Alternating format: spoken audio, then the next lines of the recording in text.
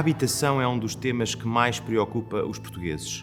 É missão da Fundação Francisco Manuel dos Santos contribuir para o debate e para o melhor conhecimento sobre a sociedade portuguesa, e este é um estudo fundamental sobre a habitação em Portugal para melhor conhecer as preocupações dos portugueses e o modo como se relacionam com a habitação no presente e nos últimos anos.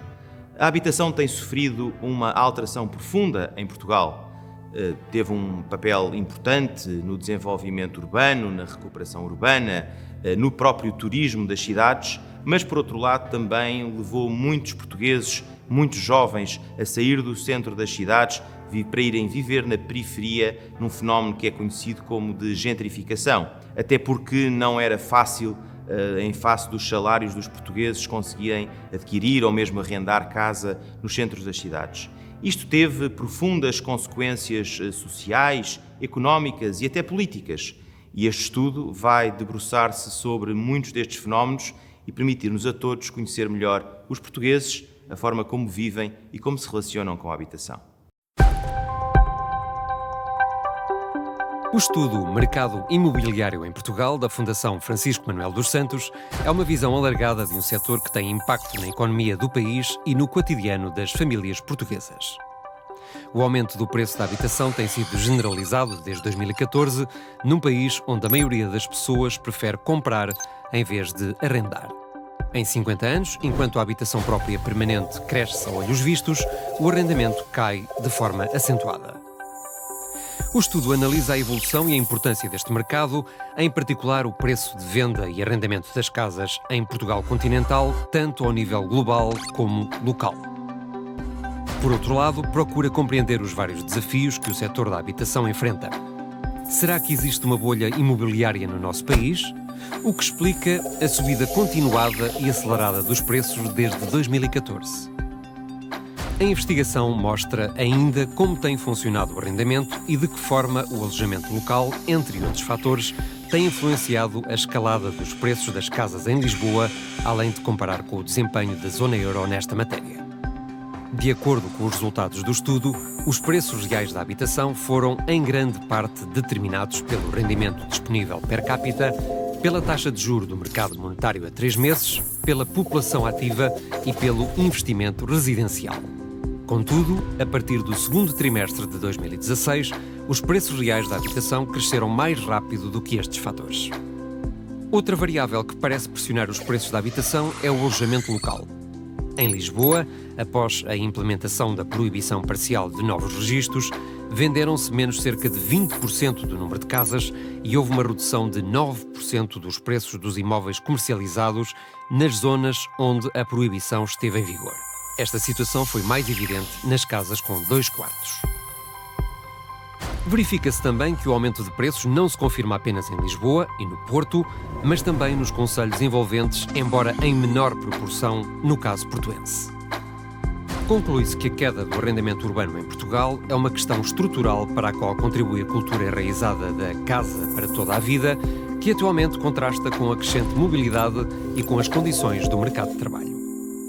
O estudo O Mercado Imobiliário em Portugal teve início antes da pandemia Covid-19 e sugere que o setor da habitação requer reformas a curto e a longo prazo para responder às necessidades de uma sociedade em mudança.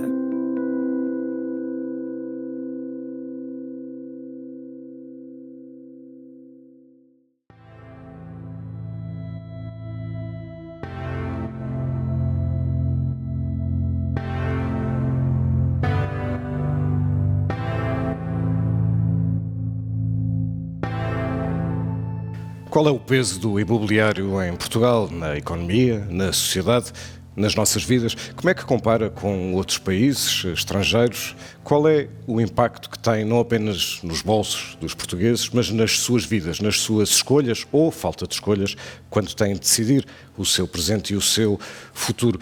E o mercado do arrendamento faz parte do problema? Pode fazer parte da solução? É disto que vamos falar. Olá, seja muito bem-vindo à apresentação do estudo sobre o mercado imobiliário em Portugal, promovido pela Fundação Francisco Manuel dos Santos. Para conhecermos a situação em que vivemos, mas sobretudo para podermos ter opiniões informadas e podermos tomar decisões esclarecidas sobre o nosso futuro individual e coletivo e literalmente de sabermos em que país podemos habitar. Para falarmos disto, da apresentação deste estudo, tenho comigo 3 convidados que têm 3 áreas de conhecimento diferentes para nos debruçarmos sobre o mercado imobiliário. São eles, olá aos 3, são eles o Paulo Rodrigues, ele é coordenador deste estudo da Fundação Francisco Manuel dos Santos, é professor universitário, é investigador com um grande trabalho precisamente na área do mercado imobiliário. Alda Azevedo, demógrafa, é investigadora da Universidade de Lisboa, professora universitária, e tem também um grande trabalho e conhecimento aprofundado precisamente sobre a relação entre a habitação e a demografia da habitação, se quisermos. E Miguel Pava Coceiro tem uma longa experiência no mercado imobiliário como consultor na área do investimento do setor imobiliário, e isto permite-nos ter uma abordagem, ou 3 abordagens diferentes sobre aquilo que nos traz aqui. E o que nos traz aqui, Paulo, começo por si, vamos então adentrar neste estudo tão aprofundado e tão ramificado sobre o mercado imobiliário em Portugal. Vamos começar pelos preços, que é sempre a primeira questão para que olhamos quando olhamos para o setor do imobiliário. Os preços têm subido muito, como sabemos, ao longo dos últimos anos. Há fundamentos que expliquem esta evolução dos preços? Obrigado, Pedro.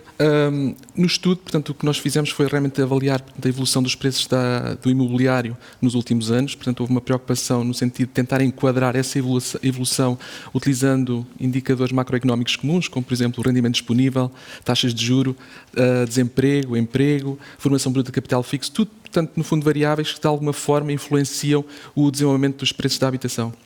E o que nós constatamos foi que, de facto, portanto, com base nestas medidas tradicionais, do modo geral, particularmente a partir de 2016, há aqui um desfazamento, digamos assim, dos preços da habitação em relação a estes fundamentos, em relação a estas variáveis macroeconómicas que nós consideramos. Ou seja, significa que, de alguma forma, apesar da evolução positiva que houve nestes indicadores, eles não se conseguem enquadrar totalmente a evolução que se registrou nos preços da habitação. É verdade que, em termos de análise, em termos de modelo, o modelo de alguma forma também foi limitado, uma vez que há variáveis importantes que não tivemos em consideração na nossa análise, um pouco por falta de informação ou por a existência de séries relativamente curtas que não podiam ser enquadradas a nível do estudo. Falta de informação no sentido do que é disponibilizado. Exatamente. Por meios oficiais. Por meios oficiais. Apesar de já existir alguma informação disponibilizada, por exemplo, pelo INE, as séries em si ainda são relativamente curtas para poderem ser consideradas nos modelos e para podermos realmente fazer uma inferência, digamos assim, mais exata e mais adequada do fenómeno.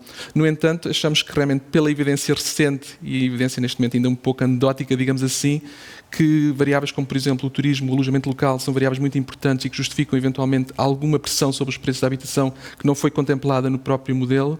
A questão do investimento estrangeiro também em Portugal também é um aspecto muito importante e que também não foi contemplado no estudo, mas que nos parece ser uma variável muito importante.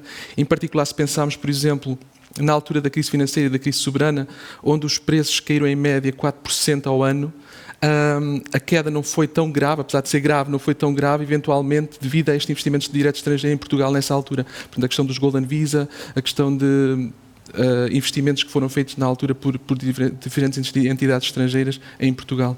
De qualquer forma, estamos a falar num crescimento médio dos preços ao longo dos últimos anos muito elevado. Sim. Portanto, de 2014 a 2019, portanto, o crescimento médio anual foi cerca de 6%, portanto, o que é realmente, apesar de parecer uma percentagem pequena, portanto, como é o crescimento anual de 6%, portanto, se nós medimos a variação de 2014 a 2019 é bastante substancial, portanto, a alteração de preço que houve nesse período. E quando fala do desfazamento, está a dizer que, portanto, comparar esse aumento médio dos preços com a realidade da economia portuguesa não é fácil, ou seja, quando olhamos para a evolução do rendimento médio, o crescimento do produto interno bruto, etc., não há uma relação direta e é por isso que depois entram fatores de procura externa, portanto, do investimento estrangeiro, do turismo, etc. Mas este desfazamento persiste para os portugueses.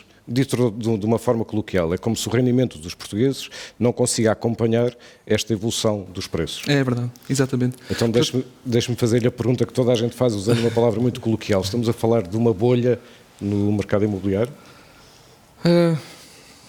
Eu costumo falar em exuberância. Costumo falar em exuberância porque, de alguma forma, quando falamos em bolha, como é que eu hei de pôr esta questão? Portanto, em termos de análise, em termos de evolução, Se nós pensarmos em termos de exuberância e no fenómeno da bolha, eu julgo que isto está relacionado um pouco com o que o Alan Greenspan e também o Robert Shiller chamaram de exuberância irracional, portanto, em que realmente não há fundamentos que justifiquem, portanto, a especulação que está a ocorrer no mercado. Falar de bolha é um tópico difícil e, portanto, eu aí não sei se o Miguel tem uma opinião diferente da minha, se calhar passava-lhe a perguntar a ele, mas porque é uma pessoa que realmente mais ligada ao mercado. De facto, vem-se ao longo destes anos sempre vem muito à conversa o tema da bolha imobiliária, se estamos a ver uma bolha imobiliária. O que nós verificamos no mercado mesmo é que quando temos novos projetos que são colocados no mercado e são colocados em oferta, mesmo em fases muito anteriores, como estar ainda em fases de plantas, ainda não estão sequer a ser construídos, ou estão numa fase inicial, eles são vendidos, os apartamentos. Há um grande número de reservas e depois há uma concretização boa de vendas. Por isso, isto vem sustentando um pouco esta subida dos preços, que mesmo para nós, do lado do investimento, e quando olhamos, mesmo como consultores para investidores, quando olhamos, vemos que temos esta dificuldade, ou seja, percebemos que os fundamentos não estão lá. Por isso, de onde é que vem? Percebemos que alguns estão-se a salvaguardar no imobiliário, porque tem de ser um ativo que tem vindo a valorizar e por isso desviam não para a primeira habitação, mas estão a fazer, em vez de terem o dinheiro guardado no banco ou em outros veículos de investimento, estão a colocá-los em ativos imobiliários e que depois colocam no mercado para arrendamento, porque existe muita procura para este segmento. Por isso, nós, neste momento, eu digo que não estamos a considerar que existe uma bolha. Há sustentação nos preços porque o mercado tem vindo a funcionar, ou seja, os números batem. E até que ponto é que a procura externa, portanto, os investidores, sejam eles institucionais ou não, influenciam essa procura? É uma percepção que nós temos, é que em grande parte a procura externa, direta ou indireta, no sentido em que os turistas também influenciam os preços. Até que ponto é que, de facto, isso é determinante nesta formação de preços? É bastante. Primeiro, se falarmos direto aos Golden Visa, que tem claramente um impacto e há quase um desejo de qualquer proprietário de uma casa de conseguir captar um Golden Visa, porque lhe vai pagar logo a partir de um valor mais alto, porque é o que ele necessita de investir para poder ter acesso a esse benefício. Mesmo também um outro segmento, que é os non-habitual residents, que também têm vantagens fiscais em fazer investimento e ter cá casas.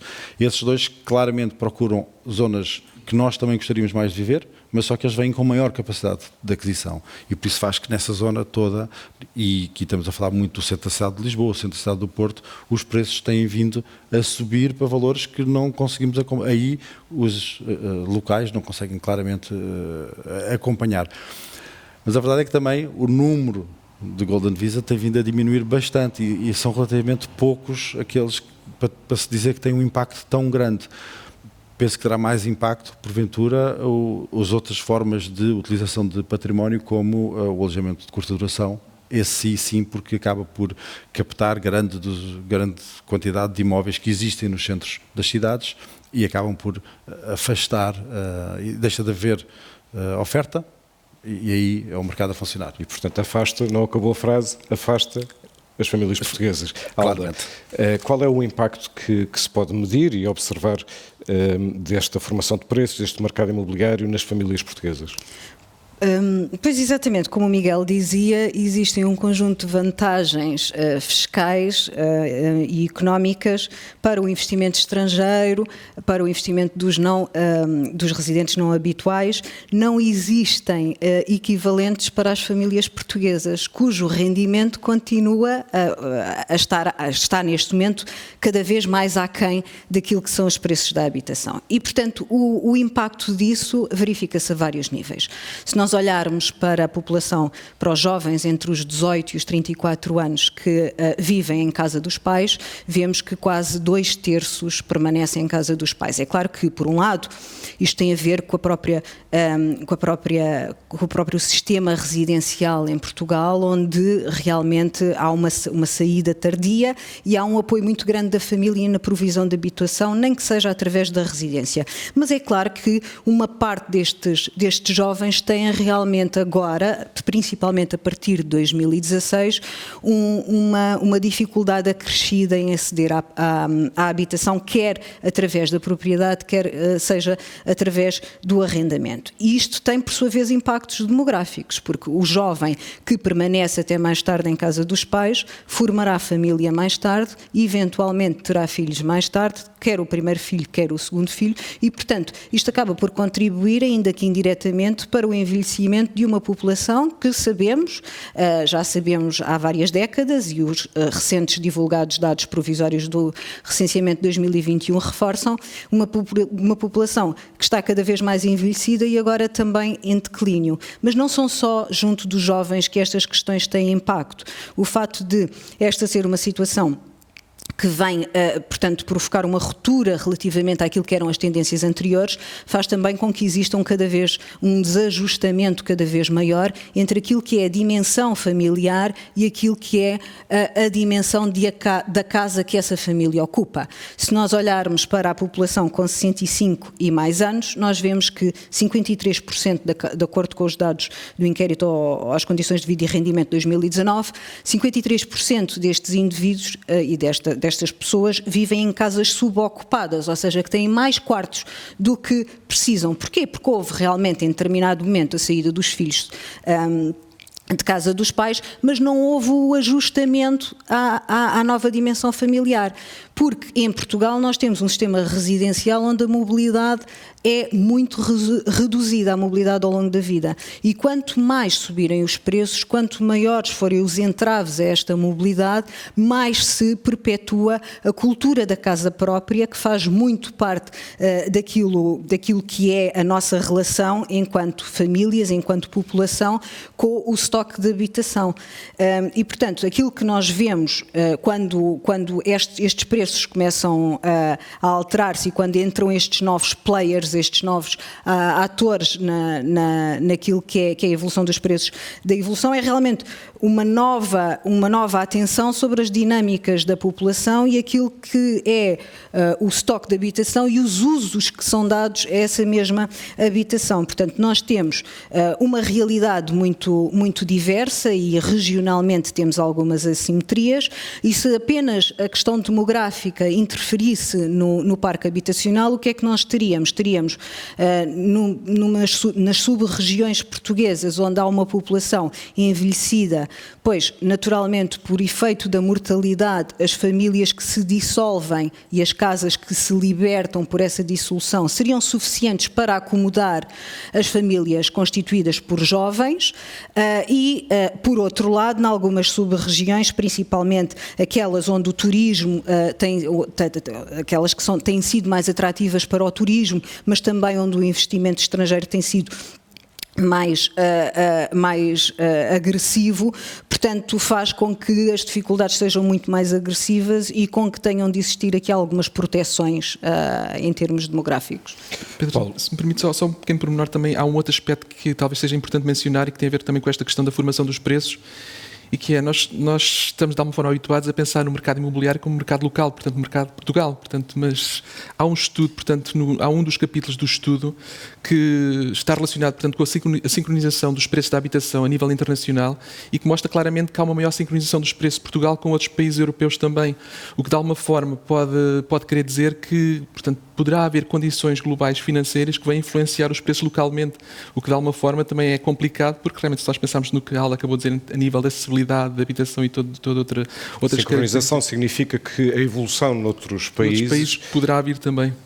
Tem paralelo em Portugal. Em Portugal. Estava a falar das questões financeiras. Nós sabemos a importância que as taxas de juros têm, nomeadamente para quem compra a crédito. É um dos fatores também fundamentais para a evolução dos preços recentes. Não pedindo eu, obviamente, nenhuma bola de cristal, a questão não é essa, mas para percebermos, enfim, sabemos que as taxas de juros podem e vão provavelmente evoluir, isso já está a acontecer noutros países.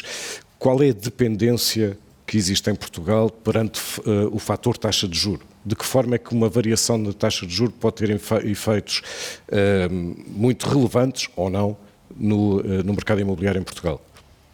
Bom, se nós pensarmos a nível do tal enquadramento que nós estamos a falar há pouco dos preços da habitação e da evolução dos preços da habitação, claramente que uma das variáveis fundamentais que nós incluímos é a taxa de juro, porque realmente é um dos indicadores que nos indica, portanto, de que forma é que eventualmente o impacto vai acontecer sobre os preços. Portanto, um aumento de taxas de juro certamente vai exercer pressão sobre os preços da habitação no sentido de os baixar. A nível das famílias, naturalmente que isso passa pelo crédito que as famílias têm para pagar os empréstimos à habitação. Portanto, nós estamos a viver um período, de alguns anos para cá, portanto, taxas de juros muito baixas e, portanto, se de repente realmente houver uma alteração desse fenómeno, se pensarmos também, voltando aqui ao estudo que nós fizemos, e um dos capítulos fala um pouco sobre isso, que realmente temos famílias que têm realmente uma riqueza acima da média, mas que, apesar de tudo, é uma riqueza ilíquida, uma vez que a grande parte do património é de facto, portanto, a casa que tem.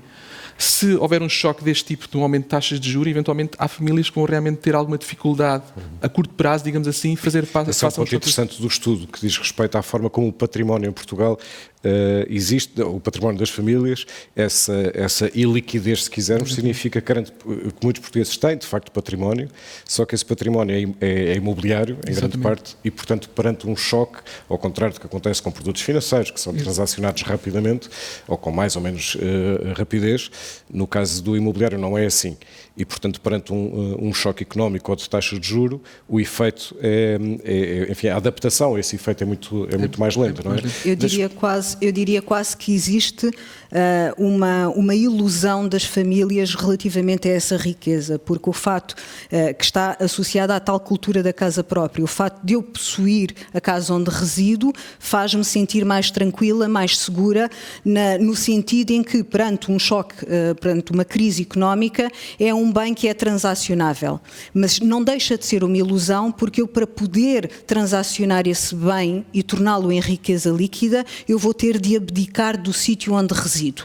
E isso só é possível se eu mudar para uma casa pior, menor, ou uma casa mais longe. E, portanto, muito enraizada esta cultura, o que acaba por fazer é tornar-nos num país em que sensivelmente 75% da população reside em propriedade, mas metade tem créditos, portanto, contratualizados com bancos relativamente a essa compra, o que, em termos de riscos, acaba por ser uma situação bastante comparável àquilo que é a situação dos arrendatários, diria.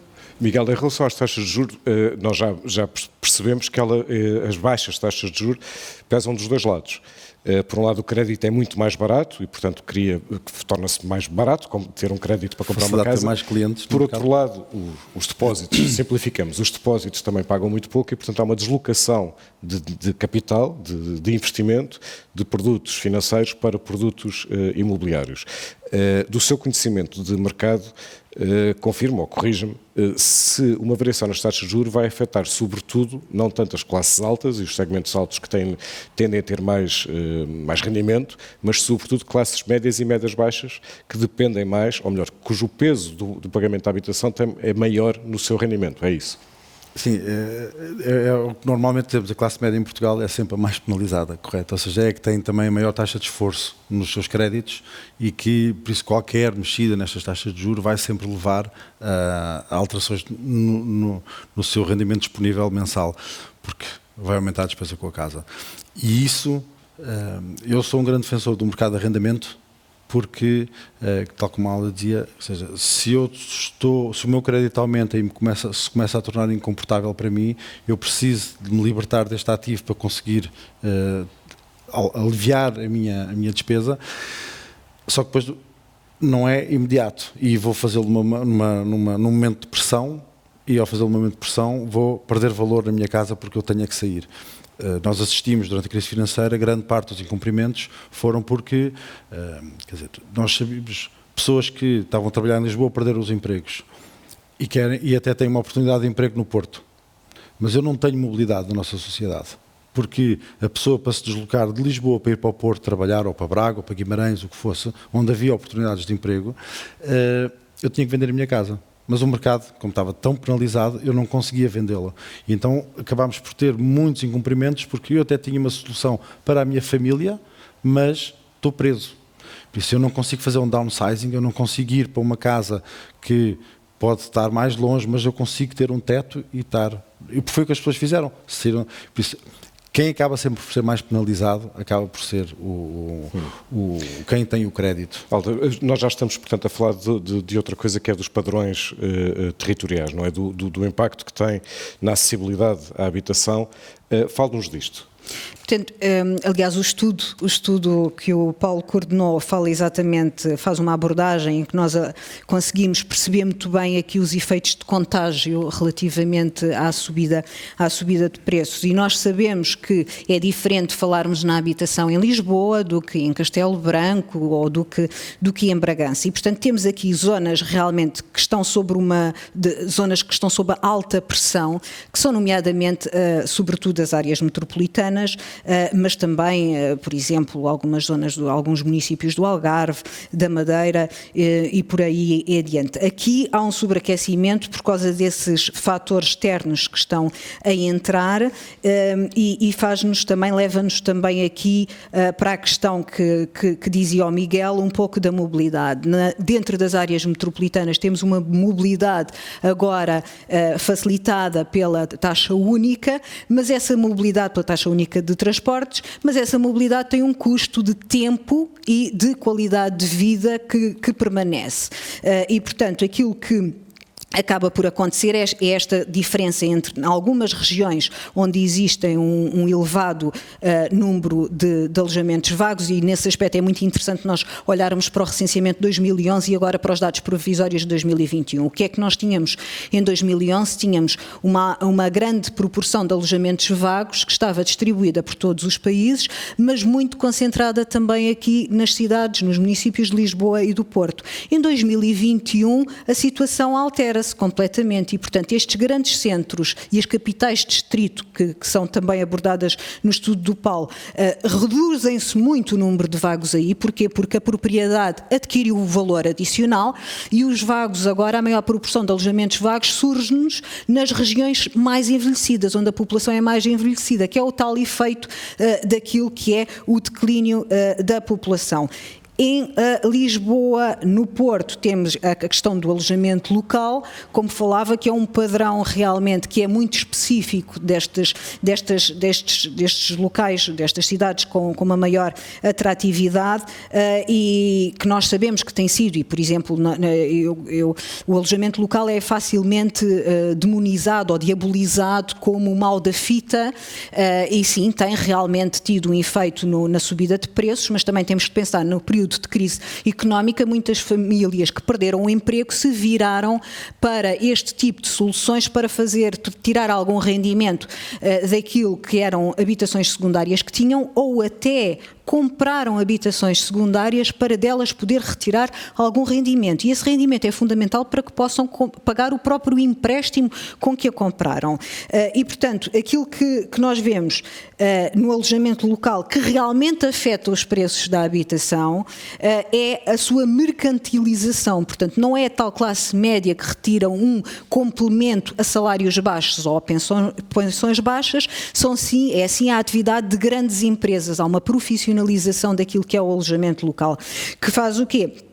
Faz com que empresas que detenham um número de alojamentos muito grande ditem os preços daquela região e nesse aspecto nós vemos que aquilo que é a recomposição social de determinadas zonas, por exemplo os centros históricos das cidades de Lisboa e do Porto, portanto, esta substituição de uma população residente por uma população sazonal e constituída, portanto, com alta rotatividade, faz de turistas, faz ao fim e ao cabo, provoca aqui alterações que são demográficas, que são culturais, que são sociais, que são económicas. Ou seja, a chamada gentrificação não é só uma questão de descaracterização ou não, tem de facto impactos demográficos e na vida das famílias, dos tecidos sociais, se quisermos, das cidades. Pois, naturalmente, eu por exemplo, recordo-me de num estudo que realizámos, se abordar o assunto de as pessoas com mais idade residentes no centro histórico de Lisboa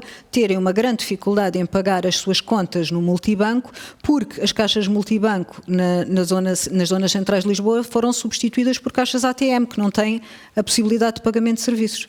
E, portanto, são coisas tão simples como estas que às vezes nos escapam e que dificultam muito a vida das pessoas. No alojamento local mudaram-se drasticamente a situação quando surge a pandemia e temos já alguns trabalhos publicados sobre esse aspecto, alguns dos quais eu até sou coautora, e o que acontece é, nós vemos uma redução dos quartos partilhados. Parece que as pessoas que alugavam apenas quartos passam a ter medo da pandemia e por isso não querem receber pessoas em casa, mas o aluguer de apartamentos inteiros, na maior parte, portanto completos, na maior parte dos bairros ou se mantém ou até aumenta. E portanto, com a pandemia há aqui uma diminuição dos tais anfitriões individuais, das tais famílias, e há uma estabilidade daquilo que são os multi-hosts, as tais empresas, a tal profissionalização do setor. Essas pessoas não estão interessadas nos incentivos que o governo local pode dar para que esses imóveis possam passar para alojamento de longa duração. Se bem que já houve várias cidades, o caso de Lisboa, mas não só, o Porto também, que criaram determinadas políticas que não têm sido atrativas exatamente porque estes grupos económicos preferem esperar que a pandemia passe para poder realmente manter a rentabilidade que tinham nos seus imóveis do que estar a passar para uma situação de arrendamento de longa duração e ficarem com um compromisso com a Câmara Municipal, e acaba por ser pouco atrativo. Miguel, de facto, investir em Lisboa ou em Castelo Branco ou em Bragança, como ouvíamos agora, não é a mesma coisa? Não, de modo nenhum. O investidor normalmente quando chega a um país vai chegar pela capital, e um país como o nosso claramente acontece isso, ou seja, eles entram por Lisboa, os que vêm para um investimento mais comercial, de escritórios, de retalho, o que for, e para o residencial a regra, não fogem à regra. Temos também no Porto muitos investidores que vieram atraídos com o aumento. No estudo há dois gráficos interessantes que é o aumento das chegadas de passageiros aos aeroportos e o aumento deste novo tipo de oferta de alojamento local, em que eles acompanham lado a lado, crescem lado a lado, portanto, as chegadas e o aumento deste tipo de regimes de habitação. Existem, de facto, muitos players internacionais grandes que estão a criar, e que eu acho que nós também temos que perceber o seguinte: eles vêm e vão-nos trazer, e estão-nos a trazer os novos modelos de habitação, do uso da habitação. Eu já não tenho líquido para mim que aquilo que um jovem quer quando sai de casa é ir para um apartamento, ou se não prefere ir para uma casa ou um sítio onde tenham um pequeno apartamento dentro de uma comunidade. E estamos a ver muitos jovens profissionais que, por não encontrarem ofertas, estão a ir para aquilo que está a ser hoje em dia disponível no mercado português, aqui em Lisboa muito, que é um pequeno apartamento ou um quarto com uma kitchenette e casa de banho dentro de um complexo onde depois eu tenho mais uma piscina, onde eu tenho mais uma sala de jogos, onde eu tenho uma sala comunitária, onde eu tenho um ginásio, e tudo isto existe. E por isso que foi, numa primeira fase, muito desenhado a pensar nos estudantes, e que agora se passou para os jovens profissionais que estão a utilizar por isso. E isto, claramente, os investidores, eles vão onde vêm a oportunidade e vêm menos risco, claro. E hoje em dia existe muito menos risco em construir alojamento local em Lisboa do que construir um edifício para rendimento. Menos risco.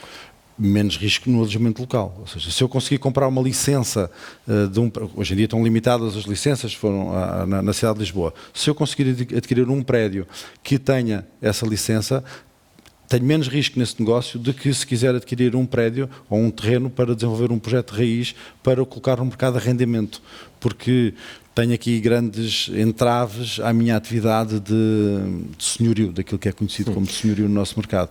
E isso é um problema. Queria só juntar um ponto que estávamos a falar, que era destes incentivos que existem ou não à aquisição das casas e o ter as casas. Nós temos também de ter consciência que saiu agora até recentemente o Banco de Portugal uma limitação ao financiamento bancário. Ou seja, neste momento eu só posso adquirir uma casa, ou seja, foram duas limitações até na realidade. Uma é qual é que é o capital inicial que eu tenho dado de entrada, e outra é o número de anos que eu posso ter o meu crédito a funcionar. isto vai ter um impacto brutal, ou seja, eu não estou a ver muitos jovens até aos 30 anos a conseguirem terem 25 a 30% do capital próprio para darem de entrada para uma casa. Se me permite, essa é talvez uma das explicações para, entre o recenseamento de 2011 e 2021, virmos um crescimento do setor de arrendamento na ordem dos 16%. A questão, isso é medido pelos investidores internacionais, ou seja, eles estão a ver que eles não vão ter dinheiro para comprar casa. E como não vão ter dinheiro para comprar casa, vão ter que arrendar. E por isso eu acredito que o mercado de arrendamento vai funcionar. E acho que esta medida do Banco de Portugal acho que é muito relevante, porque vai-nos defender o sistema bancário, porque vamos acabar por ter garantias melhores para aquilo que são os financiamentos, vai ter este efeito de contrariar algo que está enraizado nas pessoas, que é: eu vou comprar a casa, eu vou começar a trabalhar e vou comprar uma casa. Isso vai ser, claro, e isso está a ser, com esta medida, vai ser contrariado. A nível de preços, já agora, se me permite, a nível de preços também, de alguma forma, há alguma reflexão a esse nível. Portanto, nós também, a nível do estudo, também fizemos alguma análise, utilizando as avaliações bancárias, para ver até que ponto é que realmente, portanto, a dinâmica dos preços que nós observamos, preço médio de venda, portanto, se essas características também, de alguma forma, são visíveis, digamos assim, dentro ou nas séries, portanto, das avaliações bancárias. E, de facto, o que constatámos é que sim, portanto, apesar de haver uma disparidade em termos de análise, portanto, digamos assim, em termos de avaliações bancárias a nível nacional, porque, por exemplo, nós contrastamos as séries de avaliações bancárias com os preços médios de venda, por exemplo, em Lisboa, e claramente que as avaliações bancárias neste momento são abaixo do preço médio ou mediano de venda, portanto, das habitações, o que significa que desde a crise financeira que os bancos se tornaram mais cautelosos na concessão de crédito e, de facto, portanto, não vão, portanto, neste momento conceder o montante global ou acima do preço mediano de venda, mas ainda temos, por exemplo, capitais distrito, como por exemplo no Norte, Braga, por exemplo, em que as avaliações ainda são acima dos preços de venda, portanto também ainda existe aqui esta dualidade. Paulo, aquilo que nós estamos também a ver é a habitação e o mercado imobiliário são vistos para as famílias são decisões de habitação ou de investimento, para as empresas são decisões comerciais ou de investimento, mas o peso na economia como um todo da habitação e do imobiliário em Portugal é muito grande. É grande. Portanto, neste momento, portanto, o peso associado, portanto, ao imobiliário e, no fundo, às despesas associadas ao imobiliário é bastante grande, portanto, tem uma contribuição bastante grande a nível do PIB em Portugal também. Portanto, nós estamos a pensar, eu tinha aqui até umas estatísticas que eu estava aqui à procura delas agora, comparativamente, portanto, com outros países. Era 16%. É cerca de 16%, exatamente. Portanto, já é bastante avultado, portanto, a esse nível. O que reflete um bocadinho o que a Alda estava a referir também, quer dizer, neste momento, a percentagem de pessoas com casa própria é bastante elevada e, portanto, isso de alguma forma também reflete toda a despesa associada, quer à manutenção da casa, quer à compra, portanto, é bastante avultado. Os últimos 2 capítulos deste estudo falam especificamente do arrendamento, seja o de curta duração, de que já começamos a falar, seja o permanente. Esse capítulo chama-se, faz uma pergunta, um declínio sem retorno. Logo isto assume uma perspectiva que eu não sei se estão todos de acordo, que é o mercado de arrendamento em Portugal não funciona, ou não funciona pelo menos como deveria funcionar. Estão os três de acordo com isto? Eu concordo. Sim. não funciona. Porquê que o mercado de arrendamento não funciona? Estamos ainda com a herança de um mercado que esteve congelado durante muitos anos. É isso? Porquê que não funciona? O estudo tem um parágrafo bastante claro sobre isso, ou seja, em que explica que houve, desde o congelamento das rendas, houve 2 momentos em que tivemos uma legislação que promoveu o descongelamento, em que, através de algumas medidas, um bocadinho tentou desatar o nó que eram os contratos antigos e permitir haver uma atualização das rendas e uma negociação regulada entre proprietário e inquilino, e que ajudou. Se hoje temos um centro da cidade de Lisboa como temos e do Porto, foi muito fruto disso, mas que depois, mais à frente, vieram, e aí temos a entrada de muitos investidores que entram muitos para comprar para alojamento local também. Isso coincide com o crescimento muito acelerado da necessidade de dar oferta aos turistas que todos estavam a chegar, e o alojamento local acaba por entrar um bocadinho aí. Todos os proprietários que que eram proprietários de edifícios no centro das cidades, viram ali uma oportunidade de poder fazer um bocadinho, realizar o retorno. Portanto, estavam há uma geração da família que não conseguia retirar retorno desse ativo, e ali era o momento de o fazer, e havia investidores interessados, e isso aconteceu. Mas logo a seguir temos algum travão colocado a essa regra. Nós até falámos outro dia que não temos um estudo sobre como é que se passou esse processo, para onde é que foram aquelas pessoas, onde é que estão, como é que foi. Portanto, há uma falta de informação. É tal falta de informação. É um processo demonizado, teve coisas boas, teve coisas más, sem dúvida, mas ninguém fala com dados. Eu arriscar-me a dizer, se me permite, Miguel, que o Estado tem feito muito pouco pelo equilíbrio entre os interesses e as necessidades de inquilinos e de senhorios. E, portanto, em vez de, por exemplo, se verificar a implementação do subsídio à renda, que foi, decidido em 2015, mas que nunca acabou por ser implementado, o que é que este subsídio à renda iria permitir? Que as famílias pudessem manter-se ou celebrar contratos de arrendamento e, portanto, ali a diferença para a atualização da renda, para que se pudesse descongelar as rendas anteriormente, portanto, relativas a contratos anteriores de 1990, portanto, o Estado contribuiria com o valor remanescente. O que é que acontece? O Estado tem preferido, ano a ano, portanto, pelo prolongamento de um período que era um período transitório, em vez de tal implementação deste subsídio à renda. Isto faz com que os inquilinos continuem a viver em casas extremamente degradadas, porque os senhorios não querem fazer obras de manutenção num imóvel do qual não retiram qualquer rendimento. Aliás, muitos deles até têm prejuízo com o valor de rendas que cobrem, e ao mesmo tempo os inquilinos não têm possibilidade de sair para outra casa, não têm possibilidade de pagar mais. Portanto, aqui tem de haver realmente uma intervenção externa, tem de haver um Estado mais ativo, e pensarmos que numa cultura de casa própria os arrendatários são sobretudo pessoas que ou não conseguiram comprar, não conseguiram aceder à propriedade ou não conseguiram aceder à habitação social. E, portanto, por isso é que quando nós comparamos proprietários e arrendatários, os arrendatários, há mais a proporção de arrendatários em situação de sobrecarga, de sobrelotação e de privação severa da habitação é superior, bastante superior, entre os arrendatários do que entre os proprietários. Vamos pôr então a perspectiva. Concordam os três que o mercado de arrendamento, ou a falta dele, é um problema e que a solução global, ou um melhor mercado também depende ou dependerá de um arrendamento mais eficiente.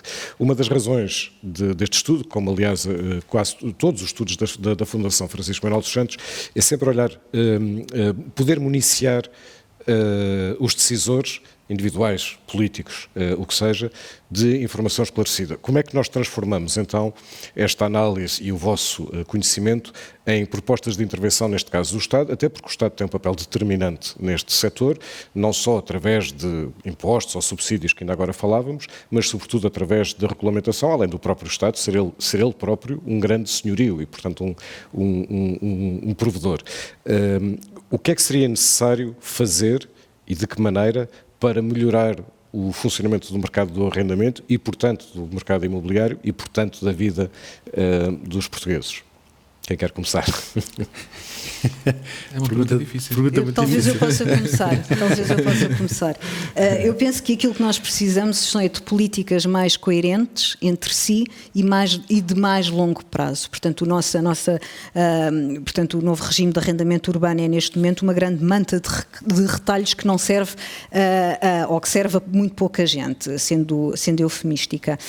E, portanto, o que é que nós temos? Nós temos um Estado que está sempre ainda na situação de precisar de acudir às situações de carência habitacional extrema, portanto, pessoas que não têm casa, por assim dizer, que vivem em barracas, que vivem em alojamentos que são improvisados, em condições rudimentares por aí adiante. E, portanto, nós tivemos o Programa Especial de Realojamento, que previa a erradicação de barracas, e temos agora o primeiro direito, também para acesso à habitação digna, em que em 2018 foi feito um levantamento e chegou-se ao número de 26 mil famílias que em Portugal precisavam de ser realojadas. Portanto, o Estado está sempre a concentrar-se, não consegue ir além, ainda não teve capacidade de ir além das situações mais extremas para conseguir depois criar uma habitação, um parque de habitação social maior que vá além dos 2% que conhecemos do recenseamento de 2011.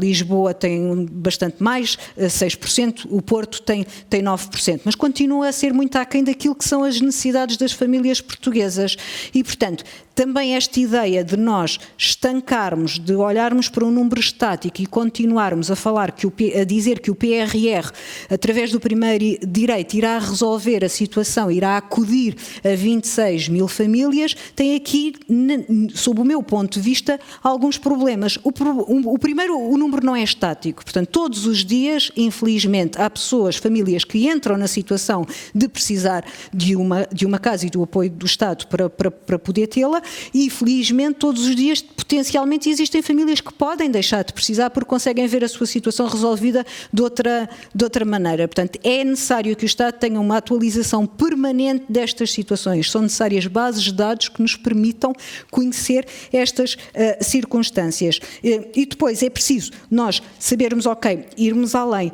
O que é que são 26 mil casas? Destas 26 mil casas para estas 26 mil famílias, quantas vão ser através de reabilitação? Quantas vão ser através da disponibilização de casas que não estavam atribuídas e que vão passar a ser atribuídas? Quantas têm de ser de construção nova? Portanto, nós corremos o risco, este grande investimento tem de ser feito até 2026.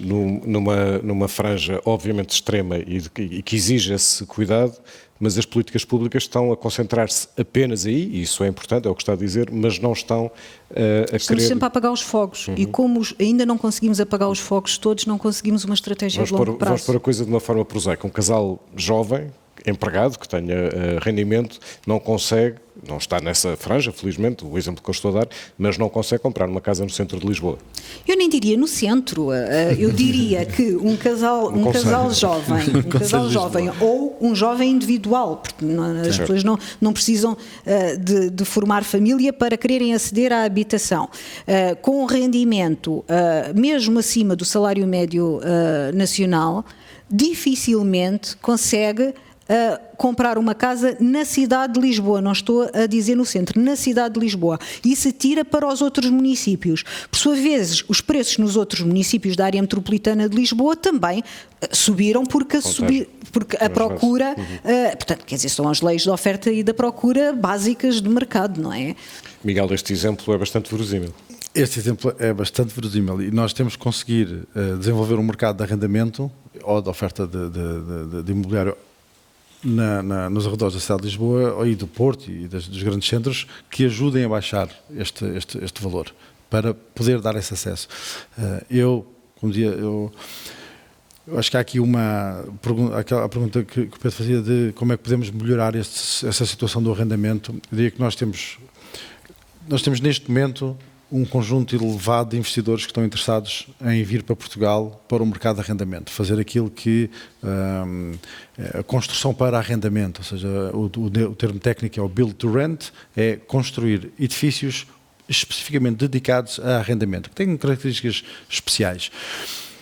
Se nós olharmos para dados das principais consultoras de imobiliário por volta de 19, 20, antes da pandemia, davam que a classe de ativos onde havia maior crescimento do capital investido era no mercado residencial. Se formos ver o mercado inglês, alemão, francês, era aí que todos estavam a meter, não estavam todo, mas grande parte do seu capital disponível estava a entrar para esse tipo de projetos.